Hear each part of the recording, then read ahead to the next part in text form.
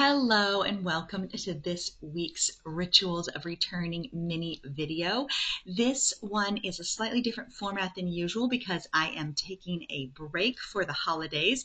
And so this is kind of a substitute for my usual morning or Monday afternoon lives that I do with our Goddess Magic community on Patreon.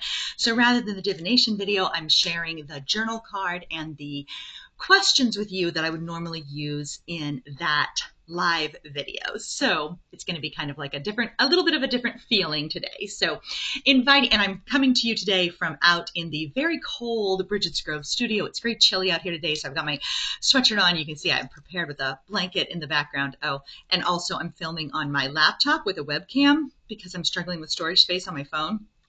And so the image is reversed to me. So when I point backwards, I'm pointing with the wrong finger in my eyes. But anyway, so sorry about that little distraction.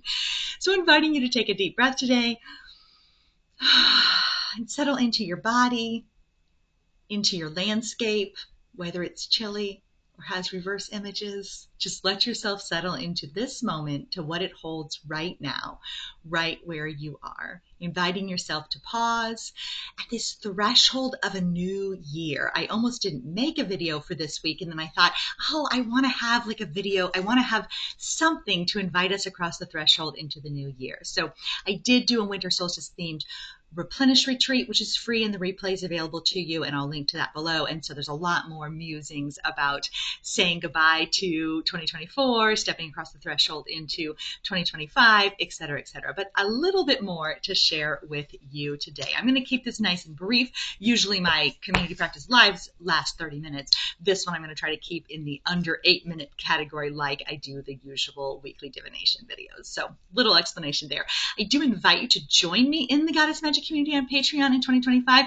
We do all kinds of stuff there. I am simplifying the structure a little bit in 2025. We have 3 levels. There's the poetry patron. Essentially, you get a poem card, journal questions every week. You also get the live community practice, and you also get the weekly video, and you get a PDF book compilation at the end of the year. And then we've got the Goddess Magic community, which is the basic level, and that one you get everything that I described above, plus you get all the expansions for 30 Days of Goddess, and weekly or Friday special event series of videos that I'm going to do in the new year. So there'll be different topics. I have one planned on Persephone, one planned about Inanna, and then also I have one planned to go along with the new Womancraft compendium about dismantling patriarchy, and I have lots of other plans for those Friday video series. And you also get new Story Goddess Oracle card editions at that level. And then at the top level, which is basically Goddess Magic Plus, you actually get mail about 4 to 6 times a year. So you'll get the first colored editions of the Story Goddess Oracles will come to your mailboxes, as well as a couple of extra videos and audios and things like that as the year unfolds. So anyway, inviting you to do that. Patreon.com/goddessmagic. And most of you watching this right now are already members of that community. So also, Happy New Year to you. Thank you so much for having spent another year with me.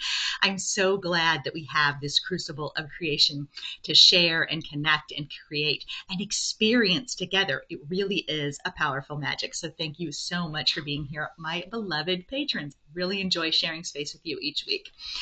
Okay, so now moving right along, and this is, I feel like, the perfect card. So this is our final journal card of 2024. And it's a quote from Starhawk from Truth or Dare.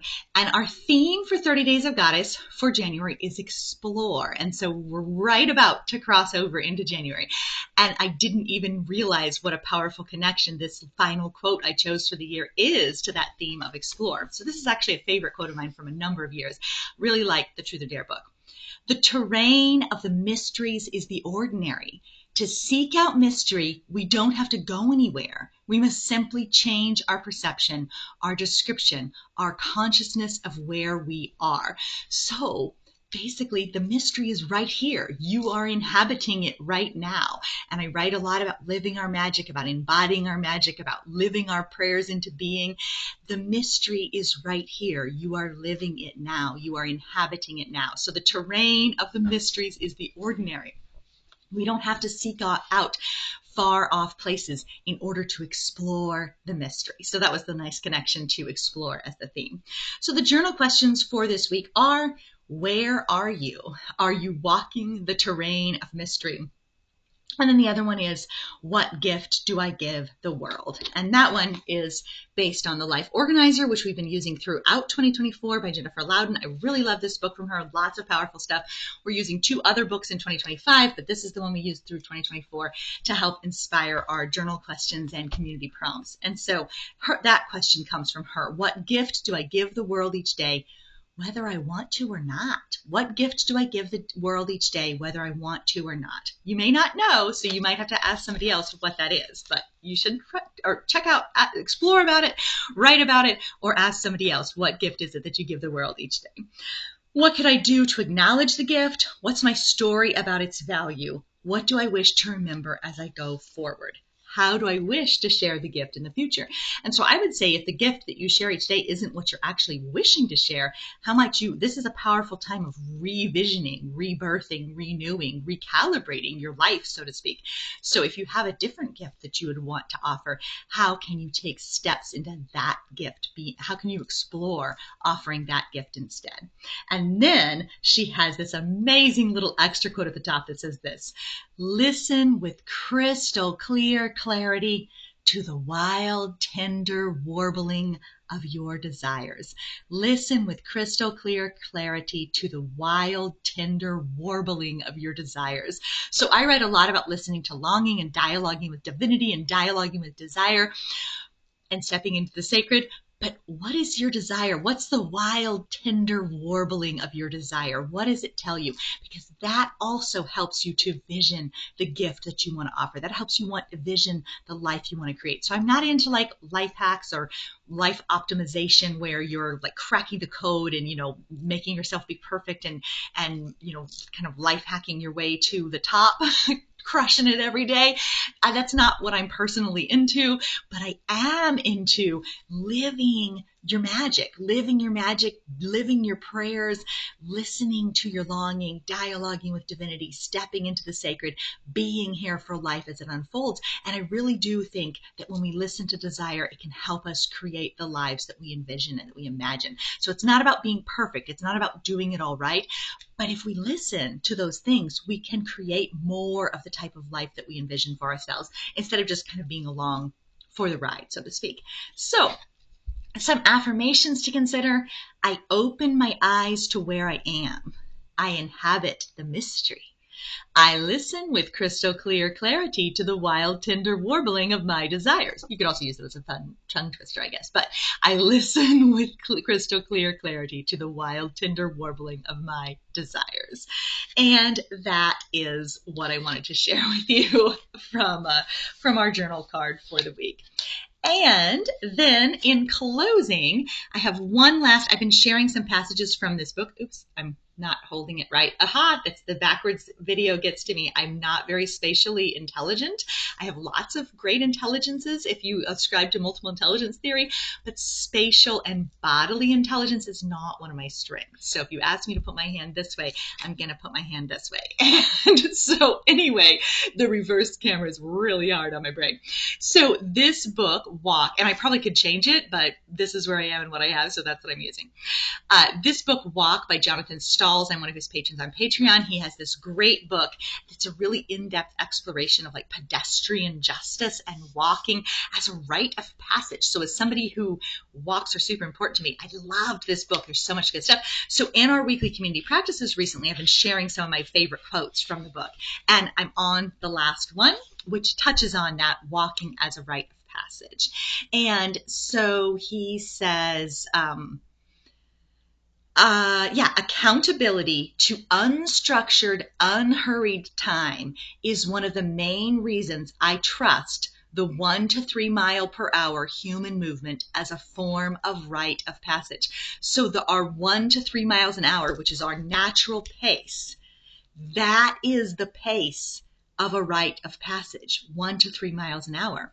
And we're asked to move at a much faster pace, process information at a faster pace, move in cars at a much faster pace than what our bodies want, what our bodies are adapted to do. And so I loved that idea, is that accountability to unstructured, unhurried time is one of the main reasons to trust the 1 to 3 miles per hour of human movement as a form of rite of passage. And so this pace allows things that we don't need anymore to strip back and fall away. It gives us the time that we need to process our experiences, to move forward, to vision into the new future, to live our magic, etc. And so he says we can face these things, we can learn from them, we can move for them, with them, and we can select them for extinction. We can let them go. And so there's a constant invitation at that pace of movement into this rite of passage. And so that was a nice thing to share from there. And then I wanted to share a card from our snapshot deck for 30 Days of Goddess. And it is this: every day I step into ritual. It may ebb and flow and change and grow. It may strengthen and deepen or feel slow and stalled. But each day I'm here for what unfolds, for the ceremony life is weaving before my eyes, below my feet, across my skin, and in my fingers. So as we cross the threshold into the new year, as we welcome a new year of practices and community and connection and challenges and mysteries and concerns, may we inhabit mystery. May we walk at that unhurried pace of walking as a rite of passage. May we pay attention to what unfolds. May we be here for the ceremony life is weaving right outside our doors. Thank you so much for sharing space with me this year.